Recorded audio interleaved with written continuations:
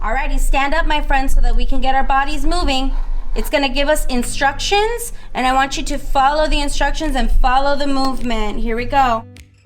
I'm checking all my little squares. Nataya's hands are apart. Adar's hands are apart.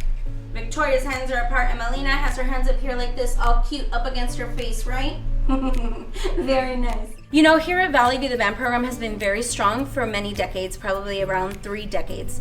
When I took over the program 9 years ago, one of my biggest goals was to go 1-to-1, because there was a fleet that existed here of about 80 instruments that was shared amongst 150 students or so by the time that I had, doubled our band in size.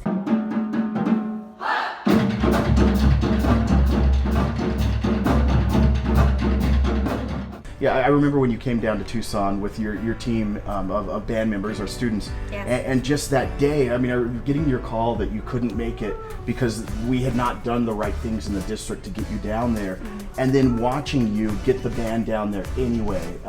The kids shouldn't have to struggle. The educators shouldn't have to struggle. We should be supporting you in that. Absolutely. What are you seeing, what are your concerns with students and their learning in this process? How are you working around that?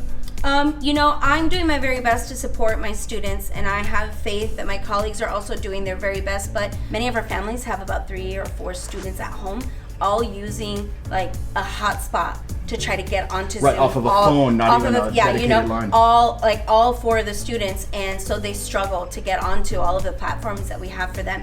Even just keeping the rhythm and the beat. Yes. Lighting would be useful for students. Absolutely. The internet, all of those things, we're looking at them in the bond to do a lot of that work. Headphones. Headphones with their little, because a lot of times the students won't share their audio or their video because they're in a noisy place, or they're in a room with 4 of their other siblings, and so they're like, I don't feel comfortable sharing because they're sharing and I can't even hear what you're saying. And so having good quality headphones with those mouthpieces for the audio would make a world of difference. And yes, the bond money is necessary. It's needed because, like I said, we're in the preliminary phases of converting our entire district into a 21st century district, and if we truly are heading in that direction, we need the funds. Well, I always say we're 6 feet apart, but we're hopefully still moving miles ahead in this conversion. Some of this will be useful post-COVID when we can go back to normal, and your job will still be hard, but you'll do a good job at it anyway. So I know you got to teach.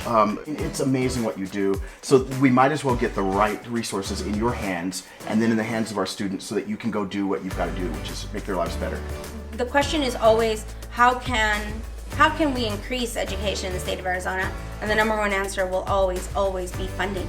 Because if we can get the materials in the students' hands and the resources to our teachers, right, then there's no failing. There can be no failing because it takes that. That's what it takes. Reimagine our community having everything it needs to flourish with your yes on the Roosevelt Schools bond. It's a first step to making our communities grow even stronger.